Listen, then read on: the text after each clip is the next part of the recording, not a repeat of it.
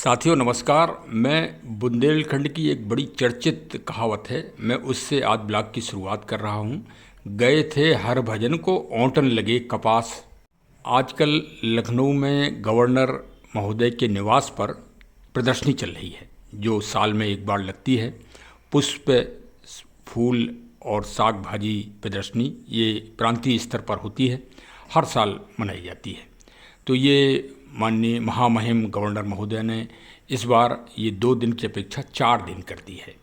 तो उत्सुकतावश, क्योंकि भाई सुंदर फूल मिलेंगे, पेड़ पौधे देखने को मिलेंगे और नई नई कृषि और बागवानी के संबंध में जानकारी होगी, तो इसकी जिज्ञासा तो हमारे चैनल को और हमको रहती है कि विशेष रूप से प्रकृति पर्यावरण का जागरण हो और नई नई जानकारी हम भी प्राप्त करें और आप लोगों को भी प्रदान कराएं, जिससे जन जागृति हो और पेड़ पौधों का संरक्षण व संवर्धन हो। तो हम उसी कार से गए थे, लेकिन वहाँ जब पहुँचे तो गेट के बाएं तरफ विशाल जो अरण्य है परिसर का, राजभवन का, वो अरण्य के रूप में बनाया है। मतलब फॉरेस्ट, जैसे प्राचीन फॉरेस्ट होते हैं, वो उसी को लुक दिया गया है। तो उस पर मेरी नज़र पड़ी तो मैंने देखा कि यहाँ तो शेर, भालू, चीते, बंदर, मगर सब बने हुए हैं। भाई क्या आशय है इनका। और पेड़ों में जो है विशेष घोंसले बने हुए हैं, आर्टिफिशियल और कुछ कृत्रिम और कुछ प्राकृतिक। तो एक उत्सुकता हुई तो और जानने का प्रयास किया। और जब जानने का प्रयास किया तो फिर घने जंगल में पहुँचे, जहाँ बहुत ज़्यादा झाड़ियाँ टाइप की हैं और काफ़ी अच्छे वृक्ष लगे हैं। वहाँ पहुँचे तो देखा एक संत जी की स्टैचू बनी हुई है और उसके सामने 3 जो है राजकुमार बैठे हुए हैं मूर्ति के रूप में, और चारों तरफ घेर के जो है जंगली जानवर बैठे हुए हैं, जिसमें शेर तो बड़ा ही भयानक है, हाथी भी है और भी सारे जानवर हैं, खरगोश भी है, लोमड़ी भी है, गिलहरी भी है, सभी जानवर हैं। और बड़े ध्यान से बाबा जी की तरफ अपना मुंह किए हुए हैं।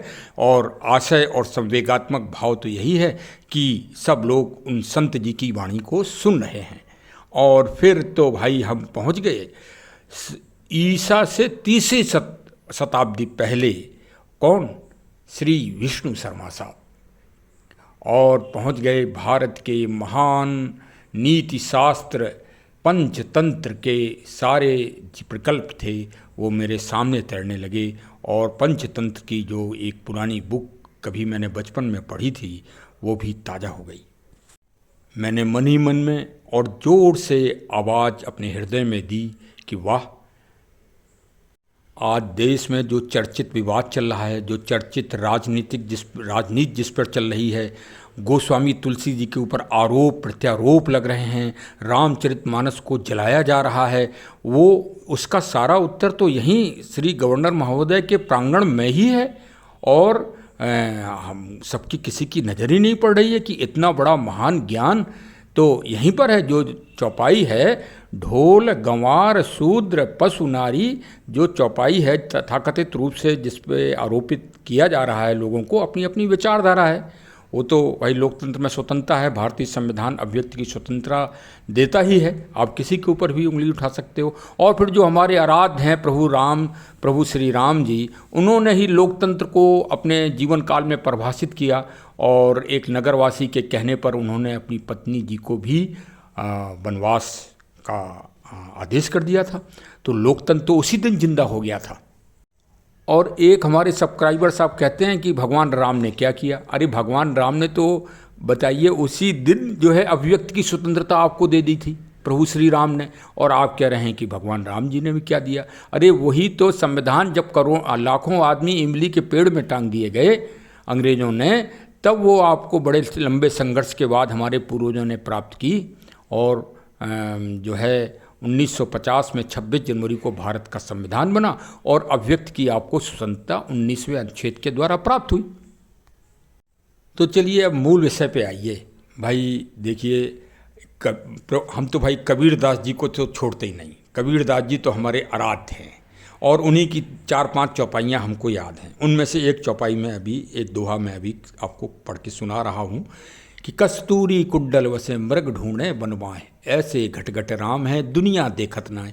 बताइए, सारा ज्ञान पंचतंत्र का तो साकार रूप से जिन चित्रकारों ने, जिन वास्तुकारों ने, जिन शिल्पकारों ने इसको रचना दी है अरण्य की, वो भाई कोटि कोटि उनको धन्यवाद। और जो महामहिम गवर्नर महोदय ने इस चिंतन को साकार कराया है, मालूम तो यही पड़ा है कि वर्तमान जो गवर्नर महोदया हैं उनकी ये सोच है और सोच को साकार रूप दिया गया है। तो भाई मैं तो ये कहूँगा कि बहुत कोटि कोटि उनको ईश्वरीय प्रेरणा के अनुसार बधाई और शुभकामनाएं हमारे चैनल की तरफ से। अच्छा, और कोई देखे या न देखे, लेकिन नए छोटे बच्चे 4-5 साल के, बड़े किशोर, इनको ज़रूर भाई जितने भी गार्जियन हैं, माता पिता, अभिभावक, संरक्षक हैं, वो ज़रूर यहाँ देशाटन कराएं। प्रदर्शनी तो आप देखिए साल में एक बार 4 दिन के लिए मौका मिलता है, पहले 2 दिन के लिए ही मिलता था, लेकिन वर्तमान गवर्नर महामहिम गवर्नर महोदया ने 4 दिन कर दिया, जिससे देहात अंचल के बाहरी जनपदों के लोग भी आके यहाँ लाभान्वित हो सकें और प्रकृति का संरक्षण व संवर्धन कर सकें। देखो, ये परिदृश्य और ये विष्णु शर्मा जी की सभा देखने के बाद और 3 जो राजकुमार बैठे हैं, इससे एक भ्रम तो टूट गया। और जो हमारे विचारक समालोचक जो एक आरोप लगाते हैं कि तुलसीदास जी ने गंवार कह दिया, बताइए, गंवार, एक समाज को गंवार कह दिया। अरे तो भाई आज ये भ्रम तो टूट ही गया, अब आप लोग भी अपना भ्रम तोड़ लो भाई। और श्री रामचरितमानस को आप गाली मत दो, और दुनिया में जो राजनीति कर रहा हो वो करो आप, लेकिन रामचरितमानस को बस छोड़ दो।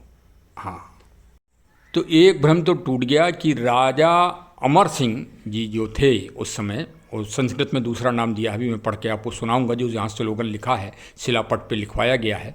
वास्तव में बहुत ज्ञान, असीम ज्ञान भरा पड़ा है यहाँ पर। जरूर भाई भ्रमण करिए सभी लोग। तो ये तो बात अब आज से निकाल दीजिए, अपने मन से भ्रम से निकाल दीजिए, और जो आरोप लगाते हैं आप वो भी निकाल दीजिए कि एक समाज को जो है वो किया गया। नहीं, राजा के भी लड़के गंवार हुए हैं, मोटी बुद्धि के हुए हैं, और अक्षम हुए हैं, और बिगड़ पढ़े लिखे हुए हैं, और दिमाग से कुंद हुए हैं। उनको भी यहाँ पर विष्णु शर्मा जी के द्वारा ताड़ना दी गई, और उनको इन जानवरों के से उन्होंने उनको सिखाया, ज्ञानवान किया, और महाज्ञानी बना दिया तीनों बच्चों को। अब मैं आपको सर्वप्रथम तो वो स्थान दिखा रहा हूँ जहाँ पर विष्णु शर्मा जी वृक्ष के नीचे बैठे हुए हैं, क्योंकि पहले जो कथा भागवत होती थी वो सही रूप से वृक्ष के नीचे ही होती थी। पहले कोई पंडाल अंडाल थोड़ी थे आज की आधुनिक स्टाइल वाली कथाकारों के। तो वैसे ही यहाँ मूर्ति के रूप में बैठा ला गया है। तीनों राजकुमार सामने बैठे हैं पद्मासन मुद्रा में, और उनको घेर कर सारे जंगल के जानवर बैठे हुए हैं, वो भी संत जी की, विष्णु शर्मा जी की बातों को ध्यान से सुन रहे हैं। अब सर्वप्रथम तो मैं आपको वो स्थान दिखा रहा हूँ जहाँ पर ये प्रांगण में, परिसर में ये स्थान मूल रूप से बना हुआ है। फिर इसके बाद मैं शिलापट पे जो लिखा हुआ है मैं वो पढ़ के आपको सुनाऊंगा। यहाँ पर शिलापट पे पंचतंत्र का संक्षिप्त विवरण लिखा है। पंडित विष्णु शर्मा प्रसिद्ध संस्कृत नीति पुस्तक पंचतंत्र के रचयिता हैं। नीति कथाओं में पंचतंत्र का पहला स्थान है। पंचतंत्र की रचना ईसा पूर्व 2री और 3री शताब्दियों के बीच हुई थी। महिला रूप्य के राजा अमर शक्ति के 3 मूर्ख पुत्र थे जो राजनीति एवं नेतृत्व गुण में सीखने में असफल रहे। विष्णु शर्मा राजनीति तथा नीति शास्त्र सहित सभी शास्त्रों के ज्ञाता थे। राजा के अनुरोध पर पंडित विष्णु शर्मा ने उन्हें शिक्षित करने हेतु कहानियों की रचना की, जिनके माध्यम से वे उन्हें नीति सिखाया करते थे। शीघ्र ही राजकुमारों ने इसमें रुचि लेना आरंभ कर दिया और नीति सीखने में सफलता प्राप्त की। इन कहानियों का संकलन 5 समूहों में पंचतंत्र के नाम से प्रसिद्ध हुआ। तो शिलापट पर जो पंचतंत्र का संक्षिप्त सार लिखा हुआ है वो मैंने आपको बता दिया कि वास्तव में राजा महाराजों के भी बच्चे बहुत शैतान और अड़ियल और उपद्रवी और मोटी बुद्धि के गंवार हुआ करते थे। उनको विष्णु शर्मा ऐसे संतों ने, ऐसे आचार्यों ने, नीति शास्त्र के ज्ञाताओं ने उनको उदाहरणों के द्वारा समझाया। अब मैं पंचतंत्र में 87 बहुत बहुत महत्वपूर्ण कहानियाँ हैं जो नीति शास्त्र से भरी पड़ी हैं, और आपको जानकर गर्व भी होगा, आपको एक ये ज्ञान भी मिलेगा कि इसका 6वीं शताब्दी में सबसे पहले इसका अनुवाद हुआ था पहलवी भाषा में। जो पहलवी भाषा अब कहाँ की भाषा थी ये भी आपको मैं बता दूं। पहलवी भाषा ईरान क्षेत्र की भाषा थी। जो आज ईरान है वो वहाँ पर पहलवी भाषा बोली जाती थी, और उसमें 6वीं शताब्दी में पहला अनुवाद हुआ था। उसके बाद वो अनुवाद के द्वारा फिर अरब और ग्रीक और यूनान में ये संवाद बढ़ता चला गया और इसका ज्ञान बढ़ता चला गया। तो आज एक भ्रम और निकाल लो कि जीरो के साथ नीति शास्त्र का अगर ज्ञान दुनिया में किसी को दिया है तो वो हमारी पंचतंत्र की किताब ने दिया है। सॉरी, इसे किताब ना कह के एक महान ग्रंथ और शास्त्र की संज्ञा दी जाए। अच्छा, अब ज़्यादा अगर हम बड़ाई कर देंगे तो फिर डर लगता है कहीं रामचरितमानस की तरह इसको भी ना जलाने लगा जाए। हर चौराहे पे पता पड़ा कि एक ये जलाना चालू कर दिया गया भारत में।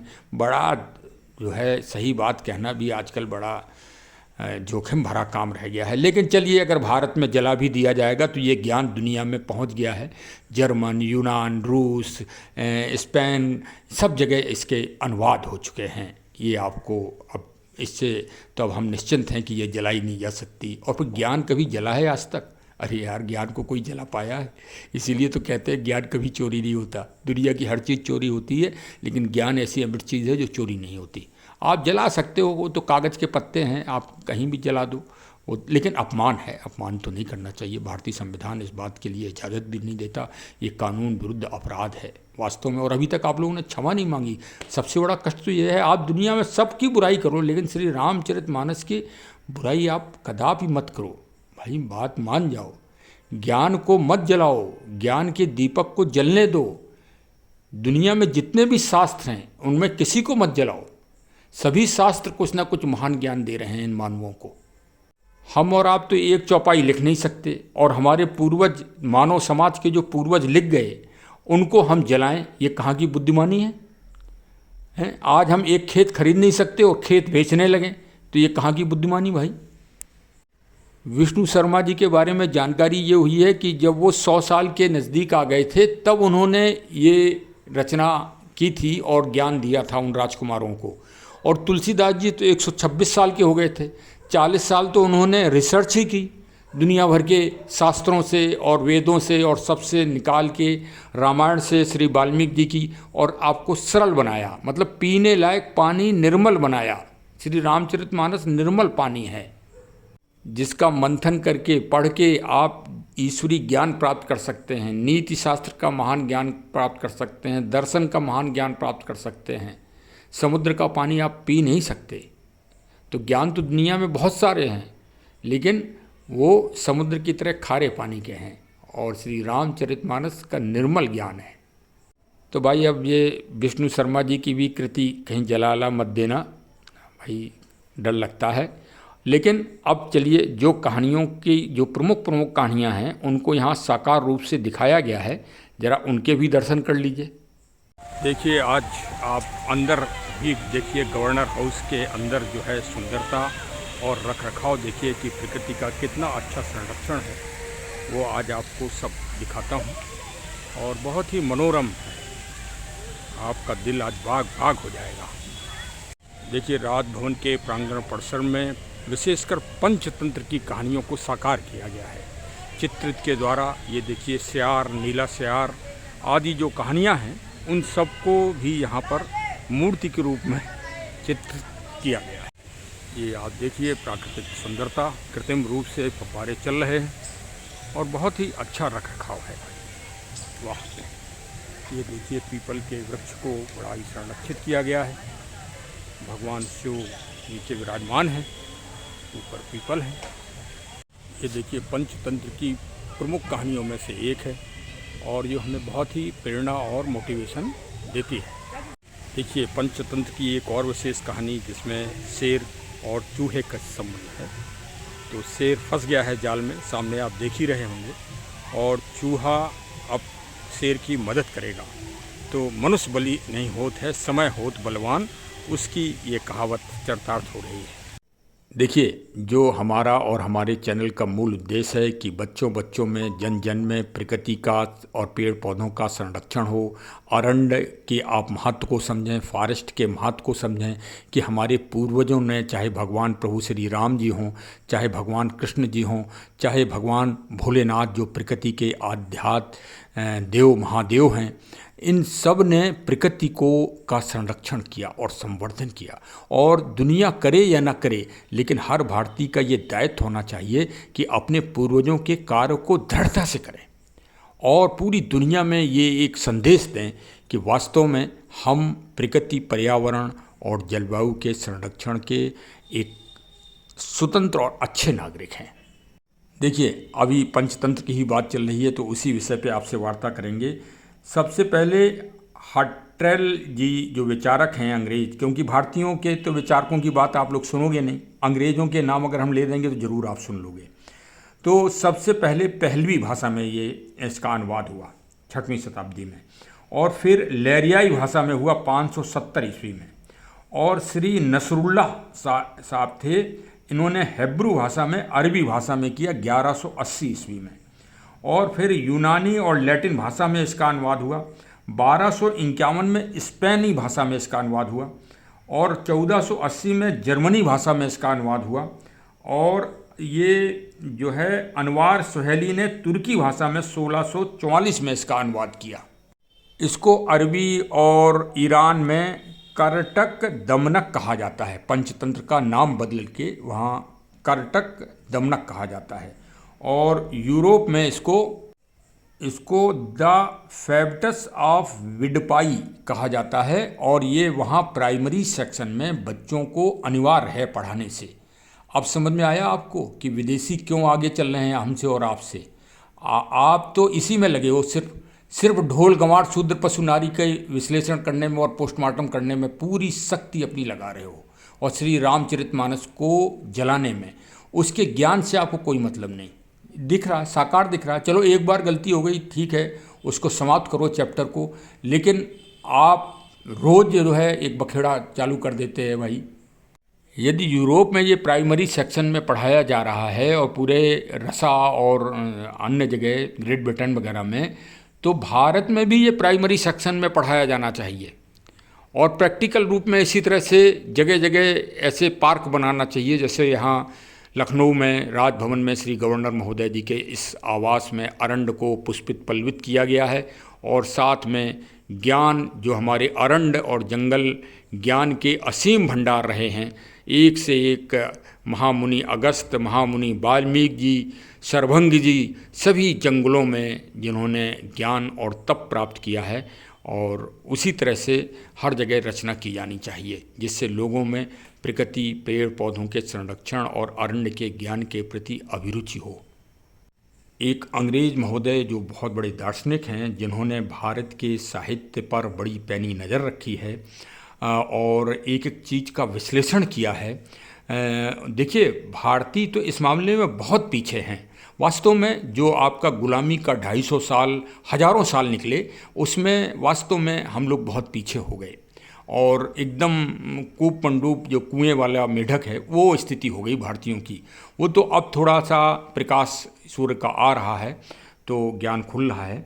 विंटर नित्स जी हैं और इनसे किसी लोगों ने पूछा कि भारत की वास्तव में दुनिया को क्या मौलिक देन है, संसार को भारतवर्ष ने क्या दिया है। तो उन्होंने इसका तुरंत जवाब दिया कि एक, मेरी नज़र में एक वस्तु जो पंचतंत्र है, जिसका नाम मैं तुरंत और बेठकत लिख सकता हूँ, जिसमें पशु पक्षियों को मौलिक मानकर जो ग्रंथ रचा गया है और जिसमें कहानियों का बहुत बड़ा साहित्य है, भारतवर्ष ने वो दुनिया को सबसे बड़ी देन मानी जाए। और वास्तव में आप ये एक विडंबना देखिए कि हमारे मूल पंचतंत्र की नकल से ही ये दुनिया का सबसे बड़ा पुरस्कार जो रुडयार्ड किपलिंग साहब को दिया गया, द जंगल बुक, जंगल की किताब के लिए सन 1907 में जो नोबेल पुरस्कार दिया गया, वो पुरस्कार में हमें कोई आपत्ति नहीं है, मिलना चाहिए। लेकिन आप देखें कि वो पंचतंत्र की ही नकल है, पूरी शुद्ध रूप से है। और रुडयार्ड किपलिंग अंग्रेज नहीं, अंग्रेज निवासी न माने उनको, उनका जन्म भारत में हुआ और वो अंगल भारतीय थे। मैं तो भारत के राष्ट्रपति महोदय से और प्रधानमंत्री महोदय से निवेदन करूंगा कि नोबेल पुरस्कार उनको जरूर मिल गया, लेकिन उन्होंने इस द जंगल बुक की रचना भारत में की, शिमला में रह के की, नैनीताल में गए और यहीं पर उन्होंने सारा संकलन किया। उनका जन्म भारत में हुआ। नोबेल पुरस्कार की लिस्ट में इंग्लैंड यूके की जगह न लिख के भारत का नाम लिखा जाए और वो सही रूप से द कॉपीराइट पंचतंत्र की किताब का पूरा साहित्य का एक तरह से उसमें मतलब उसी को भ्रमित करके और दिखाया गया है। देखिए, इसका ज्वलंत उदाहरण भी बता रहा हूँ कि आज जब समस्त भारतीयों ने संगठित होकर कोहिनूर हीरा के बारे में आवाज़ उठाई तो आज लंदन का सिंहासन हिल रहा है और वो कोहिनूर का उपयोग नहीं कर पा रहे हैं और न उसकी कोई सफाई दे पा रहे हैं। उसी तरह से रुडयार्ड किपलिंग साहब भारत में जन्मे थे और भारत में उनका जन्म 30 दिसंबर 1865 को हुआ था। Sir J institute of applied art Bombay में उनकी वो कोठरी आज भी दयनीय हालत में भारत में मौजूद है। उसको भी निर्माण कराया जाए, वहाँ रचना करवाई जाए, लेकिन साथ में नोबेल कमेटी के ऊपर ये प्रस्ताव रखा जाए कि उनको एंग्लो भारतीय घोषित किया जाए और पूरी तरह से वो भारतीय थे। भारत में जन्म हुआ, भारत में रह के उन्होंने महान किताब लिखी और वो भी पंचतंत्र का सारा डुप्लीकेशन है उसमें। और भारत सरकार, हमारे माननीय प्रधानमंत्री जी और विदेश मंत्री जी संयुक्त राष्ट्र संघ के महाअधिवेशन में यूनेस्को में इस बात को उठाएं और पंचतंत्र को दुनिया का नीति शास्त्र, दुनिया का नीति शास्त्र ग्रंथ घोषित करवाएं सही रूप से। तो इस महान ग्रंथ की यही नोबेल होगा, यही दुनिया का सबसे श्रेष्ठ इस ग्रंथ को एक हमारा जो कहा जाए कि सांस्कृतिक विरासत को दुनिया में आच्छादित करने का ये एक सबसे ज्वलंत उदाहरण होगा और यूनेस्को उसको दुनिया की विश्व की नीति शास्त्र घोषित करे। क्योंकि दुनिया में अगर सबसे पहले किसी ग्रंथ के अनुवाद इतने भाषा में हुए कि आज दुनिया की कोई भाषा ऐसी नहीं है जिसमें इसका अनुवाद ना हो गया हो और दुनिया में कहीं भी इसके ऊपर आज तक कोई उंगली नहीं उठी।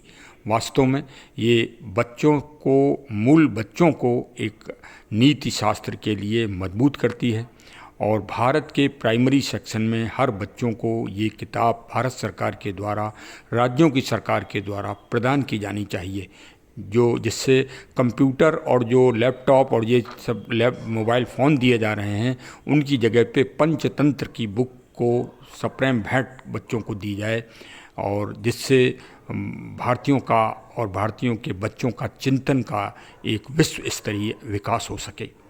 चलिए, हमारे चैनल से आप वापस जुड़ें और हमारी बात को हर जगह सरकार तक पहुंचाएं। देखिए भाई, मैं रिटायर्ड पुलिस वाला हूं, मैं इतना ही कर सकता हूं। ये एक सज्जन ने हमसे पूछा कि रिटायरमेंट के बाद आप ये काम क्यों कर रहे हो यूट्यूब में, तो हमने कहा कि ये काम तो रामचरितमानस में पूछो कि हनुमान जी ने उपदेश क्यों नहीं दिए, अंगद ने उपदेश क्यों नहीं दिए, जामवंत ने उपदेश क्यों दिए। अरे जामवंत सबसे बुजुर्ग मंत्री थे, तो अब हम भी भारत के सीनियर सिटीजन नागरिक हैं, हम अब भाई रिटायर्ड आदमी हैं, तो हम यही कर सकते हैं। अब आप ये कहो कि हम भारत सरकार में जाके मिलें और ये करें वो करें, तो अब ये तो हमसे संभव नहीं है। अब हम इतना ही कर सकते हैं और यही हमारी एक अमर वाणी होगी और इसको अच्छा लगे तो जन जन में पहुंचाइए, जिससे बच्चे भी जागरूक हो सकें और लखनऊ राजभवन का महान ज्ञान पूरी दुनिया में फैले। वो वास्तव में आज आधुनिक युग का पंचतंत्र है, इतना गौरवमयी प्रेरणा दे रहा है, मोटिवेशन, कि वास्तव में वो यथार्थ है, यथार्थ भारत का यथार्थ चित्रण है ज्ञान का। लखनऊ राजभवन कोटि कोटि हम तो भाई नमन कर सकते हैं और जिंदाबाद कर सकते हैं। जिंदाबाद जिंदाबाद। अंत में जय हिंद, जय हिंद, जय हिंद। हमारे चैनल को ज़रूर सब्सक्राइब करें और मिलने जुलने वालों को भेजें। ये वास्तव में इसमें प्रगति का भी जागरण है, भारत की नीति शास्त्र का भी जागरण है, भारत की संस्कृति का महान दृष्टिकोण भी इस ब्लॉग में रखा गया है। जन जन में पहुंचाएं और हमारी जो घोषणा है, हमारी जो आवाज़ है, उसको बुलंद करते हुए भारत सरकार तक पहुंचाएं और संयुक्त राष्ट्र संघ के महाअधिवेशन में विश्व पटल पर भी इस बात को रखा जाए। बहुत बहुत धन्यवाद। Thank you, thank you.